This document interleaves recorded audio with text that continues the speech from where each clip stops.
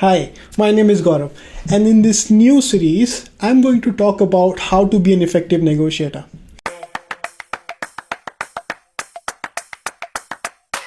As a category manager, I gathered a handful of negotiation techniques which I found to be effective, and in this series, I'm going to share some of them with you. I was fascinated by negotiations, especially the tricks and tactics my seniors were demonstrating and applying to gather more intel from suppliers. As I started documenting and reading about it, I found them everywhere. One of the major misconceptions I had that you can be over aggressive or even aggressive with your suppliers in every negotiation. I was wrong, because by being overly aggressive or even aggressive, I was being predictable. So my suppliers would inflate the quotation by X% just to make myself believe that I have extracted good discounts. Has it ever happened to you as well? Negotiation is about making the other party think they have won, while you are getting the exact solution you want. Now, I think this is a very theoretical statement. Let me make it more practical, and that is the objective of this series. My first skill that I used is something called mirroring. You can read it on the internet, there's tons of material available. I used mirroring in two scenarios only. One, when I was dealing with a vendor who was not ready to share much information with me. In short, the vendor was being tight-lipped about how much he wants to disclose at a given point of time. Second situation, when the vendor was new, or the account manager was new, or when I was new and I didn't have any trust or any rapport with that particular vendor. So to summarize, I used mirroring in two scenarios. One, to gather more intel. Second, to build that early trust with the vendor, which you can capitalize later. When you read about the theoretical definition of mirroring on the internet, it will tell you that mirroring is about repeating the last 2-3 spoken words of your counterpart. It generally is combined with either an inquisitive voice when you're asking a question, or a downward inflection voice when you're actually confirming that you have understood what they have said. Now, to give an example, when I'm using the inquisitive voice, it will make the other party feel that they have to provide me the additional info. Example: I have given you the best terms and conditions. Best conditions? Take a pause and let that information, inquisitive question, sink in to the thought process of the supplier. Using this mirroring technique on the last 2-3 spoken words combined with your inquisitive question, the supplier would then be forced to give you additional information. It's basic, but it works. Now, as I said, the second scenario where mirroring is used is to build trust and rapport that you can exercise later to your advantage. Again, the way to build that is demonstrate your understanding by repeating the last 2-3 words, but in a more convincing manner that you have understood. I have found mirroring very effective. By repeating the last 2-3 words, I saw some of the early friction between me and my supplier being phased away as we spoke more and more. One word of the caution though, you have to be very careful when you're exercising mirroring. Overdoing mirroring may feel like mockery, and the other party or the supplier would feel disrespected. Remember, in the negotiation, everybody wants to be heard, everybody wants to be respected. It's not about being aggressive, as I said in the beginning. It's about making the other party communicate the deal that you wanted and getting to an agreement. Over the next few sessions, I'm going to share my skill number 2. Watch out for that and leave your comments in the section below to let me know what do you think of this video. Have you interacted with anybody using mirroring? My name is Gaurav, And thank you for watching my first video on how to be an effective negotiator. See you soon. Welcome everybody to my hard negotiation series episode 2. In this episode, I'm going to teach you a skill called labeling. You are already aware about the skill mirroring from my previous episode. Mirroring helps you to establish trust in early part of the negotiation. Well, with labeling, you can take that trust establishment process one step forward. But before that, I know what you're thinking. You're thinking, how can a random guy from internet teach you a thing or two about negotiation? You might be thinking, this guy doesn't know what he's talking about. You also might be thinking, you are doing negotiation on day-to-day basis, so you probably know more than me already. Your things are too complex to advised by someone else. What I did just there is an example of labeling. I started calling out the negative things that you are having about me in early part of our conversation. And by doing that, I started demonstrating that I understand where you're coming from. I understand why you are being defensive. Remember, I told you about in negotiation, everybody wants to be heard, everybody wants to feel understood.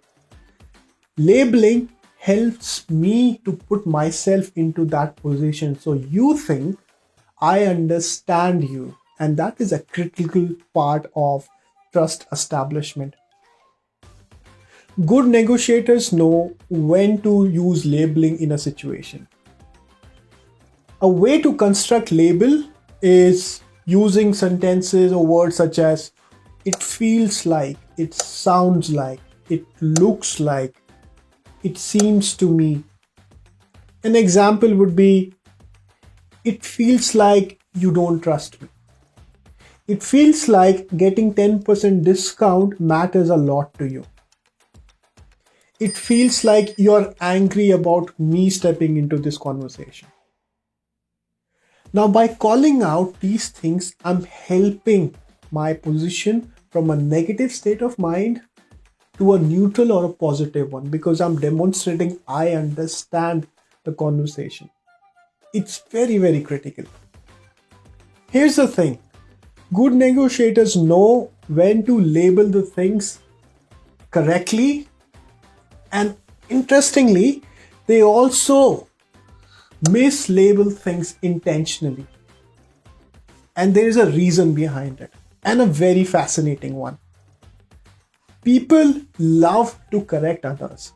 They feel really good about it. And they hate being corrected by someone else. Think about what I have just said. How did you feel when you corrected someone last time in front of 10 people? Or over a negotiation table? It feels really, really good. And a good negotiator knows this, and he will capitalize this moment to establish that trust.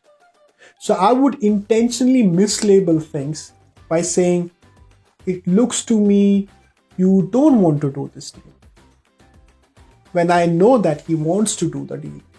What will happen? The other party would correct me and they feel good about it. More importantly, they will give me some extra piece of information that I wanted. So to summarize, when you want to end up on a positive frame of mind, use labeling.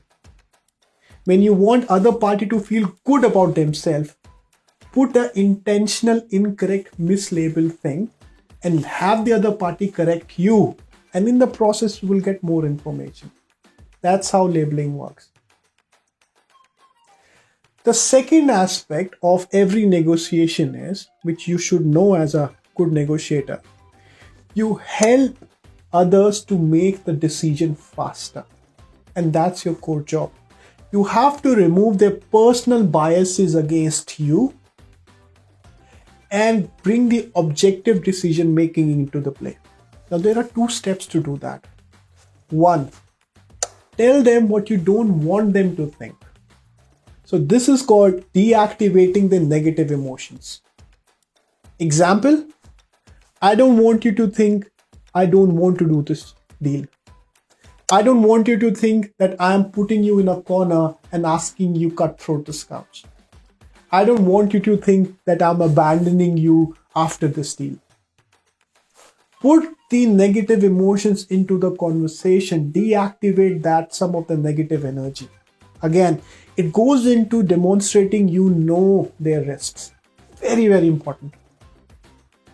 The last part, and this is my favorite one, you also have to paint a picture for them how it will look like once a decision has been made.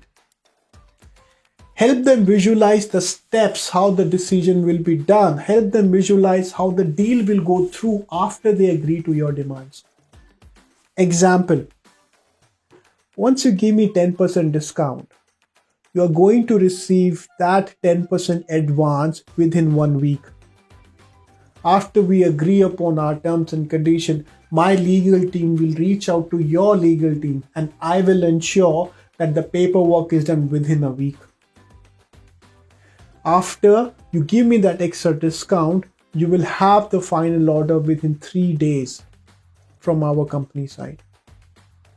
Now you're helping them to visualize the picture of moving beyond the deal terms and condition where you're presently stuck at. You're painting the picture. And when you show people how the things will look like, what's the vision is all about, people would start calculating the steps how to reach there, and that's the strategy they will start forming in their mindset. Show them how things would look like once they will make the decision. This is my favorite portion. There are 2 rules while dealing with labeling or while using the labels. The first one, keep your labels short and concise. Don't use this as an opportunity to explain yourself. Don't use this as an opportunity to summarize in 10 big sentences. It feels to me you are angry about it. It feels to me you don't trust me. Short and concise. And the second part, absolutely untapped. Silence is the most untapped resource in any negotiation. You have to use silence effectively. With labeling, silence comes as the automatic next step. What I'm saying is, once I label stuff, it seems to me you're angry with me. I will add this silence as my immediate next step. It will be very tempting for you to offer an explanation why you said so that other party can understand. It also might be really tempting for you to see the other party becoming more angry or let's say becoming confused, and you want to step in, offer explanation. My request, don't do it. Let your label do the work. Let it sink in the other party's mindset. Let them process this label and then say some things to you. Use your silence to your advantage. I have said quite a lot in this video, how to use labeling. I would request you to go and practice with your peers, practice with your managers. It's really effective how you can use mirroring, labeling, and silence to establish trust, to extract more information in early part of the negotiation. Practice and you will soon realize the results. My name is Gaurav and I'm loving this series on hard negotiations. Watch out for my third video where I will introduce you to a new skill. Thank you for watching this one. See you soon. Welcome everybody to my third episode on hard negotiation series. In this episode, I'm going to teach you how to turn a no to your advantage. Let me ask you a question. Imagine you're walking down on the street and someone approaches you with an offer. Give me your phone number and email address and I will give you 2 days, 1 night holiday in Maldives. Now go to that moment and tell me what is going through your mind. What you're thinking is, I want to say yes, of course I want that deal. But where is the catch? There must be a trap. And what do? You say no. And rightly so, because there is always a catch. There is always a trap. There are always strings attached. What happens? As we grow older, we are getting flooded with these marketing emails, too good to be true emails, and there's always a catch. Go back to that moment when you said no, and let me know what you felt immediately afterwards. Were you relieved by saying no? And that's exactly what we are going to capitalize. The point I'm trying to make is, people feel really good after saying no. And why? Because no is being used as a defense mechanism. People say no and they feel good about it because they think they have avoided some sort of trap, some sort of a catch. They are protecting themselves by saying no. There's another side of the story.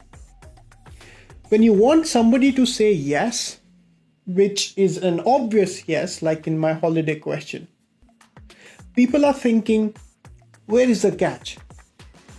And as they're interacting with you in the conversation, they are disengaged already, because all they are looking for is, where is the catch?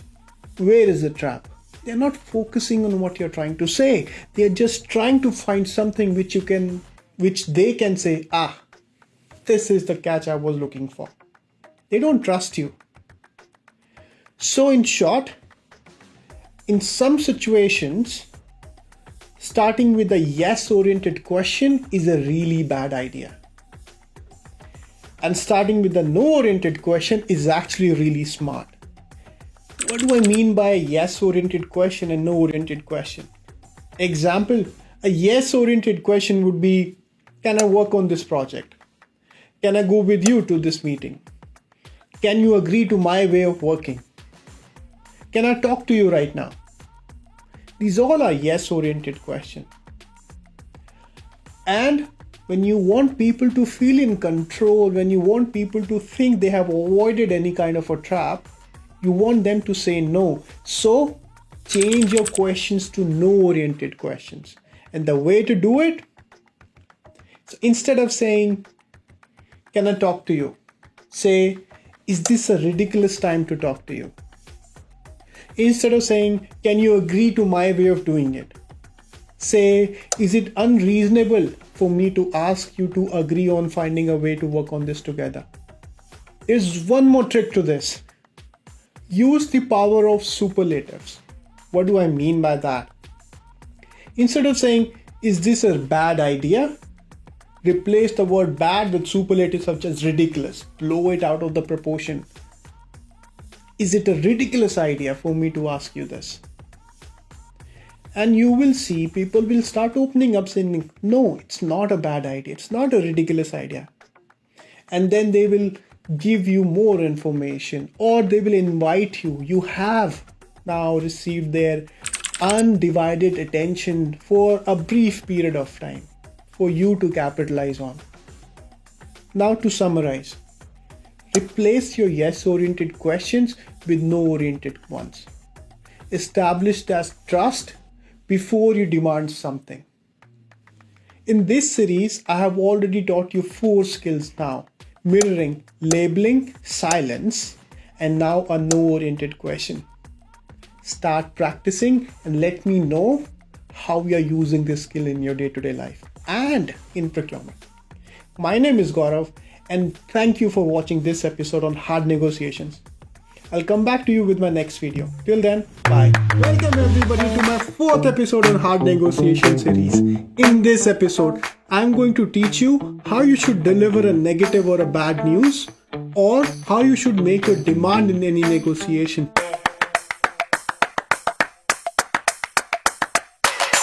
In every negotiation, there will be a point where you have to express your demand firmly. There could be another scenarios where you know there's negative energy already. People are having negative vibes during the negotiation itself. So how do you deactivate those negative vibes? before you demand something. A really bad way to do it is rip off the bandage and just go for the jugular. Meaning, don't care how the environment is, how bad the negative vibe is, just straight up aggressively say your demand. It never works. It never works. The proper way to do it is allow people to anticipate a bad news. Prep them up. Soften the blow before you deliver a bad news. In the principle of neuroscience, it's proven that people deal with bad news better if they are warned about it, if they prep, if they know it's coming. And that's exactly what we are going to use in this technique. There are certain ways how you can prep people up for negative news or before you make any demand. Some of the ways we have already seen in my labeling video, but this is a step above labeling. An example.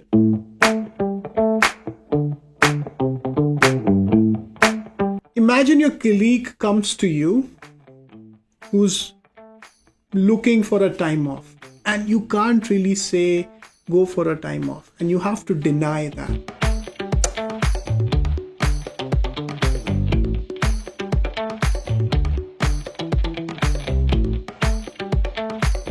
As a supervisor, you will be in this situation on an everyday basis. Leaves, salary hikes, project layoff, workloads. The way to deal is start by prepping the other stakeholder by using sentences such as, I don't want you to think I don't appreciate you, or it's going to sound harsh. It's going to sound I am self-centered. It's going to sound like I'm selfish. These are some of the preparatory statements that you can make before you actually deliver your punchline. It's very effective. Now, my recommendation is just don't stop with one prep line. Layer those prep lines on top of each other with 3 prep lines, 4 prep lines. Keep on going, adding them up. What will happen when you will actually do your first one? Say, I know it's going to sound harsh when I say this. You will get an immediate reaction. No, it's not. Go and say that. Or you may get no reaction at all. And it's actually good, because if you're getting no reaction, that means you can go further, add one more layer, one more tiering of your label there. It's going to sound harsh what I'm going to say. You probably might think I'm being self-centered. Add one more. You probably might think I'm not being a team member or a team player. What will happen mostly between 2 to 3 of these tiering statements or label statements, the other party would say, hold on, just say it, or tell me about it already. Now, when you get that reaction, it means the other party is now ready to absorb the bad news. The other party is ready to get and receive the negative news. And as I said in the beginning, when you prep the other party up, it's likely they will be relieved, or it's likely they will handle it in much more calm and professional manner. So in summary, if you are about to make a demand, use these prepping statements before you actually make the demand. The last, and as I said in all my videos, after you deliver your demand, your punchline, use your silence.